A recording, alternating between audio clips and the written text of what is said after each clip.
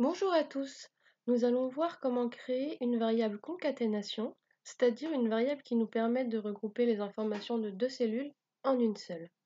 Donc notre objectif ici va être de regrouper le nom et le prénom des employés en une seule cellule. Donc dans la table d'ImEmployee, on va choisir first name et last name comme objet du résultat, puis on va cliquer sur exécuter la requête. Donc cette étape peut prendre quelques secondes avant d'arriver sur le rapport. Donc, ensuite, pour la formule concaténation, nous allons voir deux façons d'arriver au résultat souhaité. Et du coup, en attendant, on attend que le résultat s'affiche.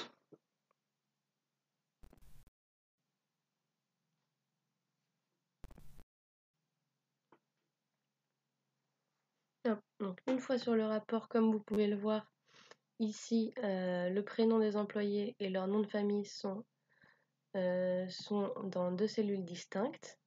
On va supprimer ce tableau parce qu'il ne va pas nous intéresser pour la suite, puis créer les variables. Donc il y a deux façons de créer une variable. Soit on clique ici sur créer une variable, soit on se rend dans objet de données, puis on clique sur nouvelle variable. Ça revient au même. Donc pour la qualification, on choisit bien dimension. On met un nom. Pour nous, ce sera donc employee ID. Et donc voici pour la première formule. On met donc égal. On écrit concaténation. Hop, la formule apparaît. On fait glisser first name dans les parenthèses.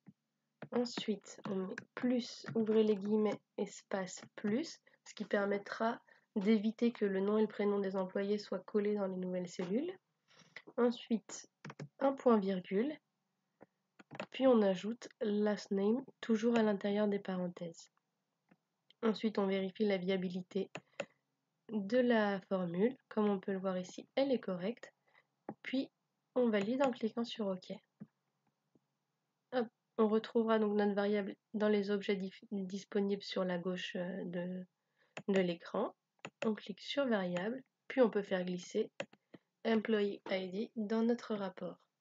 Et donc, comme vous pouvez le voir, nous avons bien les deux informations dans la même cellule. Donc, pour la deuxième formule, hop, on supprime. On crée une nouvelle variable. On l'appelle toujours employee ID. Donc pour la qualification, c'est toujours dimension. Puis du coup, pour la formule, vous allez voir, c'est bien plus simple.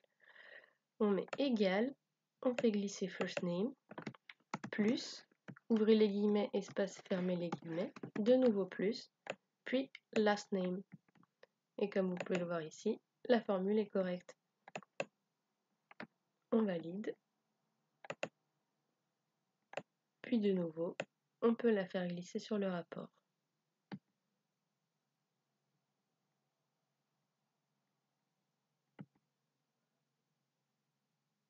Et voilà, vous savez désormais comment regrouper deux cellules en une seule.